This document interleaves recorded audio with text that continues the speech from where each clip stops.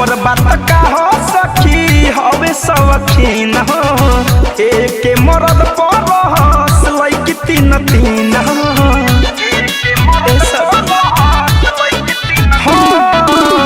सावर बात का हो सखी हवे सवखीन हो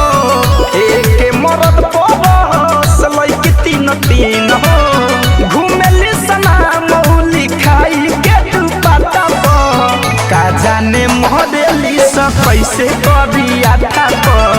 का जाने मॉडली स कैसे करिया था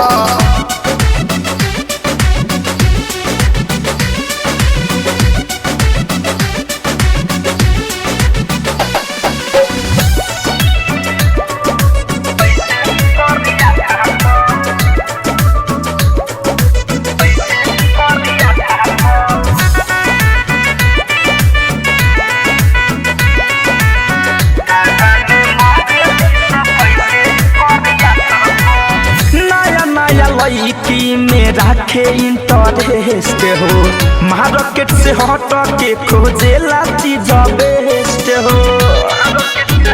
क्या बताइए सब नया नया लड़की में रखे इंटरेस्ट हो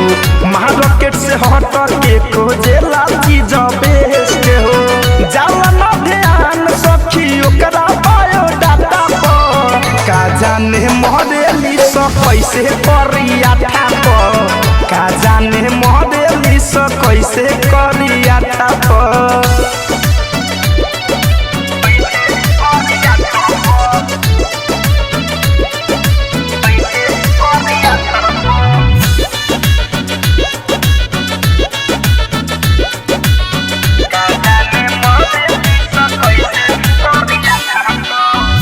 धनंजय के करेला नकल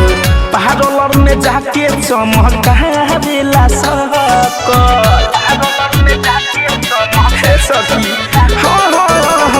शिव मन मोही के करेला नकल पार्लर में जाके चमकावेला सकल सुमित पवन संगे घूमे रोज भाटा का जाने मॉडली कैसे करिया था का जाने मॉडली कैसे करिया था सावर बात का हो सखी हवे सवखीन हो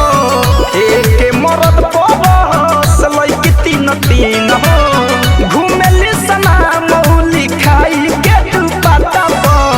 का जाने मॉडली कैसे करिया था का जाने मॉडली कैसे करिया था। RCM म्यूजिक न्यू ऐप अभी डाउनलोड कीजिए हमारे गूगल प्ले स्टोर से और पाए भोजपुरी लोकगीतों का एक से बढ़कर एक ऑडियो वीडियो सॉन्ग बिल्कुल मुफ्त।